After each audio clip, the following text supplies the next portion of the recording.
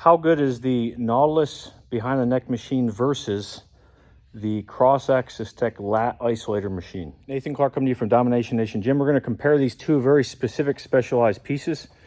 Many of you, most of you probably never used either of these pieces, but they're both cool, very unique back pieces we're going to compare today. So the objective of both of these machines is specifically to stimulate humeral adduction, which is a very specific, unique movement. There are some rotary lat pull-down machines that you can do this with, or sometimes you'll do sideways at a cable machine. Both of those are fantastic movements. These remove the need for forearms or any forearm or hand fatigue out of the equation. That's the benefit of both of these machines. So Nautilus also makes, you know, the behind the neck pull down combo machine, which is pretty rare. I've used it, wasn't necessarily a huge fan. If you guys want to collect stuff just to collect it, that's fine. But in my opinion, it's not worth what people want for it. I much prefer machines that have less friction than anything else.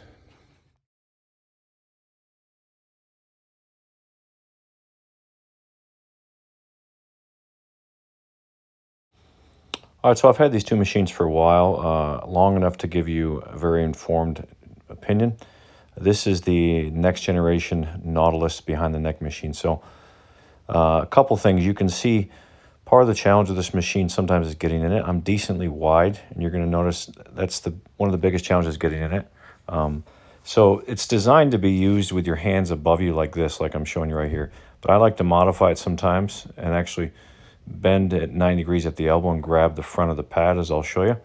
It makes people cringe. I've had people comment on here before about how I'm not doing it correctly, but I want you guys to try it and tell me what you think.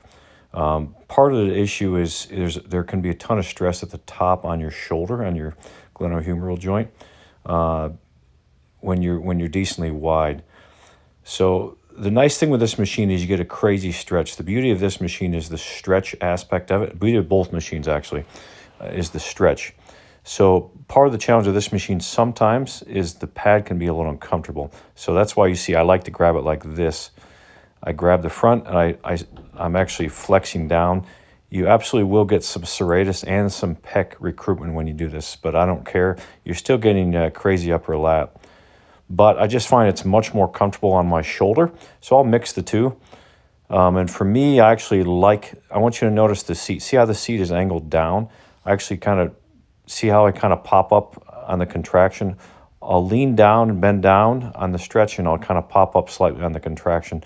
So I deliberately have the seat at an angle and not straight to allow me to do that, because it accentuates the stretch and seems to give a better contraction. So this is just a really cool machine. Very, very small footprint. Part of the issue is the weight stack may not be sufficient. You can add stuff to it. I do high reps. And like I said, at the end of my workout, supersetting it. But this is the traditional way with your arms above. Like I said, sometimes for me, it's a little uncomfortable. I mean, if you're a decently wide guy, it's very hard to get into this. So just try this. I don't care how it looks.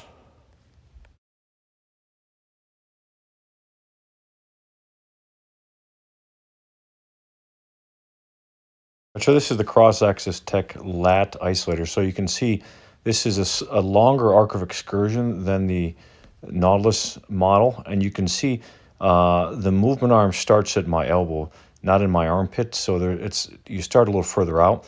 There's a shoulder restraint that you can adjust in and out depending on your width.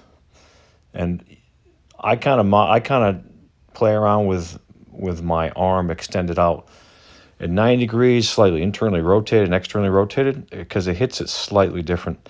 But there's a great stretch on this. This is 4-bar linkage. It's very comfortable.